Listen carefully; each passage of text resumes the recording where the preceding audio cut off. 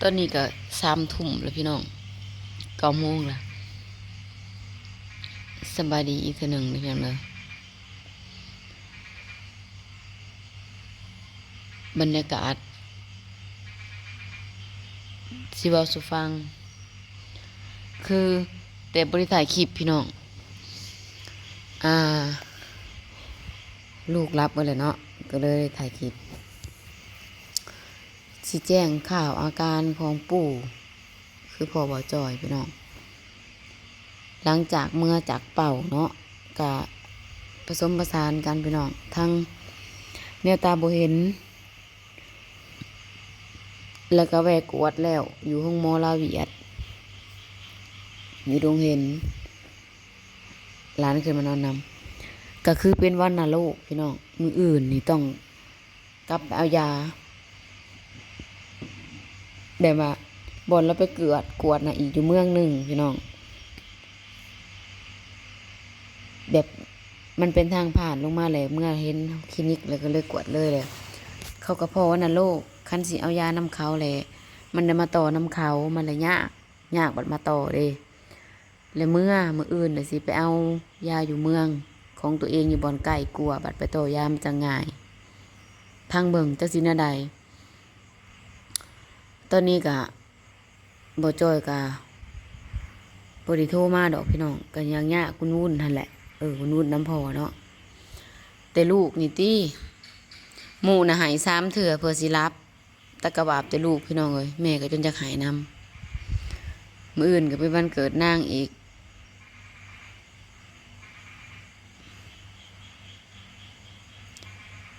ปกตินางกะเว้นก็ยังนี่สิบ่มีปัญหาดอกพี่น้องเพราะว่าตอนนอนนี่ค่ำมาบ่เห็นพ่อนี่เพิ่นรู้จักคิดฮอดคิดหยังอะเนาะหาย3 เทื่อเพื่อสิรับ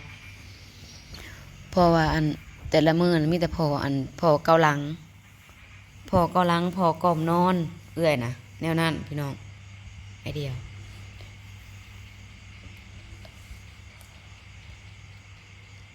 มาเว้าสู่ฟังหอบเด้อพี่น้องมื้อนี้คือสิบ่ได้นอนดอกนอนก็คือสิบ่หลับพี่น้อง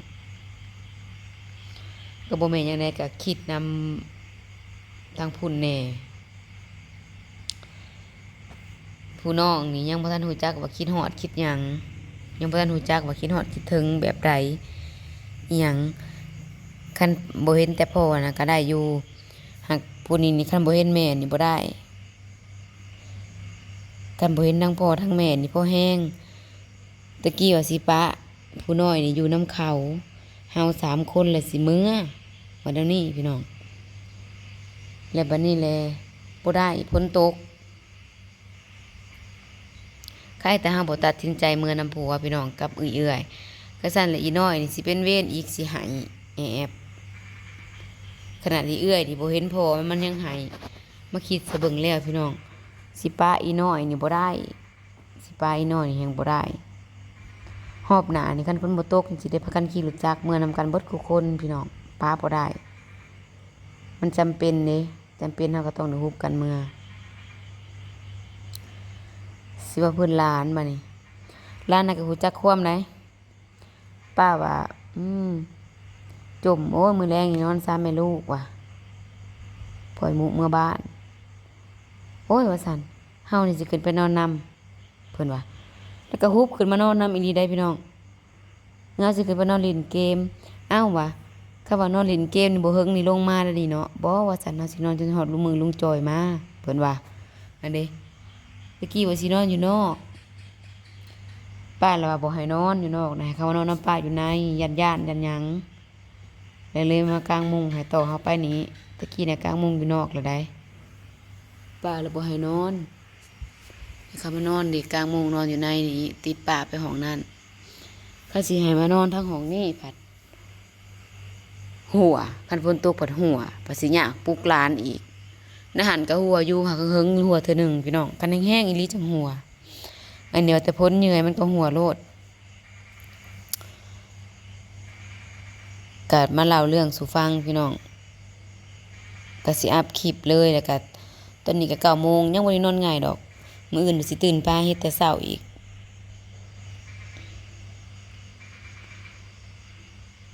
ไห้เอื้อยนะก็ไห้เป็นหยังหมูลิ้นขี้โนดอีโปเหนื่อยพี่น้องเอ้ยแต่ก็บาปเพิ่นนี่ผัดคันกลางเว้นน่ะธรรมดาอยู่ได้เพราะว่าสิ้นเด้กลางเว้นก็ยังว่าพ่อไปเวียกไปงานพ่อกลางเว้นบ่ได้เคยอยู่นำพ่อปานใดแต่ว่ากลางคืนนี่เด้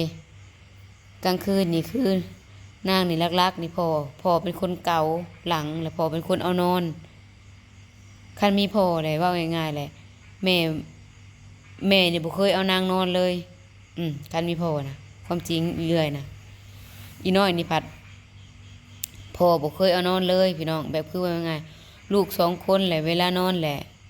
ดูแลเบิ่งคนละคนเด้ขนอกจากว่าสุกเสริญมีเวียกจำเป็น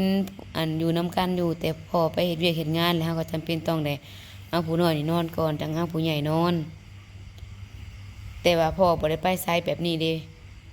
สมมุติว่าพ่อเฮ็ดเวียกอยู่ลุ่มอยู่หยังอยู่นั่นแหละพ่อยากแบบสิอันนี้คือพ่อปะไปแบบนี้นี่ยังพระเตได้นางหมู่นี่เทื่อที่2เทื่อที่1เหมือนไปเกิดน้องนางก็ยังบ่ฮู้จักคิดฮอดคิดถึงเนาะประมาณตอนนี้นางติดพ่อนางแฮงเด้ตอนนั้นถ้าบ่ได้ลูกผู้ที่2เฮาเป็นคนเอาเพิ่นนอนเฮาเป็นคนดูแลเพิ่นอีหยังเพิ่นหลังจากเขตได้น้องมานี่น้องมาก็จน2ปีสิว่า3ปีเด้อเนาะมีแต่พ่อเอานอนแล้วก็ติดพ่อเลยเขตได้ลูก2คนนี่นะแล้วก็ติดพ่อเวลานอนแล้วก็คิดฮอดพ่อเกาหลังให้ตลอด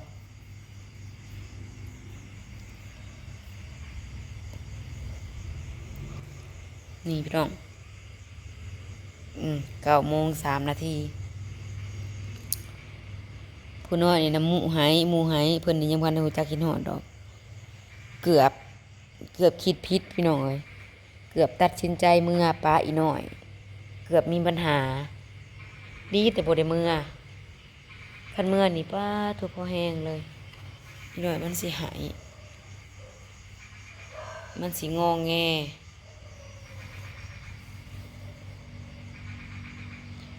อันเดียวกับหูจักคว่ำว่าลุงบ่อยู่แล้วก็ขึ้นมานอนน้ำป้า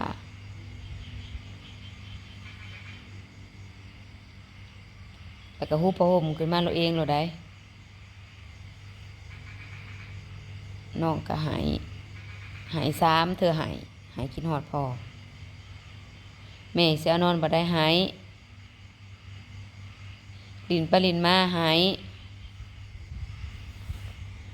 เข้าใจว่าโอ้คนคิดฮอดเนาะพี่น้องเด็กน้อยมันคิดฮอดเว้าซ้ำนี่มันพร้อมหูว่าคิดฮอดคิดถึงแล้วหายมื้ออื่นยั่วมื้ออื่นแม่พาไปซื้อเค้ก ยั่วเด็กน้อยพี่น้องพัดลมนี่แหละนี่ผู้น้อยนี่ก็อันนี้ก็ขี้ดื้อนี่แม่บอกว่าอีร้อยอยู่กับแม่เรียบเด้อแม่สิเมื่อหาปู่เด้อกับอีเอื้อยกับพ่อบ่เพิ่นว่าบ่ต้องไปไสบอกแม่นะเจ้าน่ะอยู่เฮือนนี่แหละเพิ่นว่าบ่ต้องไปไสเจ้าน่ะอยู่เฮือนนี่แหละเพิ่นว่าบ่เป็นหมู่จักความพี่น้องเด็กน้อยจ้ะบ่เคยจากพ่อเนาะอีเอื้อยป้าแต่อันนี้แบบว่าเคยอยู่แบบอบอุ่นเด้พี่น้องแบบว่าค่ำมาได้ผัดพ่อผัดเข้ามาอยู่บ่อนนอนอีหยังเลยกินข้าวกินน้ำแล้วพ่อก็เข้ามาบ่อนนอนเพิ่นก็ลิ้นโทรศัพท์แล้วก็มาแล้วก็พากันเทื่อก็หยอกกันอดเอ็นอยู่ประจำอยู่ในบ่อนนี่พ่อผัดลิ้นผัดหยอกหมอผัดมีแต่แม่วันนี้ผัด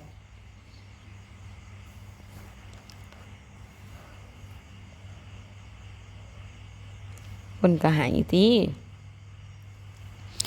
มันบ่คือตีเนาะมีพ่ออยู่ครบ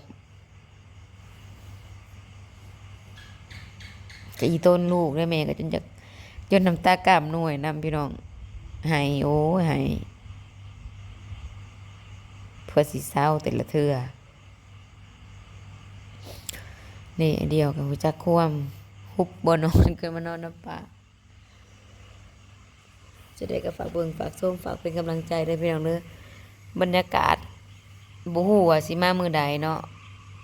คันไวกับมื้ออื่นคันช้ากับมื้อฮื้อพี่น้องบรรยากาศที่แบบ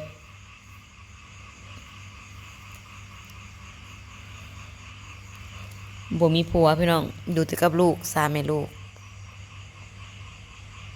ฝากเบิ่งฝากชมฝากเป็นกำลังใจให้ได้พี่น้องเด้อสู้เนาะพี่น้องเนาะอาการปู่กะพังเบิ่งบัดเปาจอยมาพุ่นแหละเป็นจังไดกะเฮาก็ยังบ่ได้โทรก็บ่ค่อยสิมีเวลาลมดอกพี่น้องเพิ่นก็ยังวนเนาะยังเว้ายังก็บ่ได้ยังวนยังเพิ่งพออยู่อาการกะจักสิวนได้แหละพี่น้อง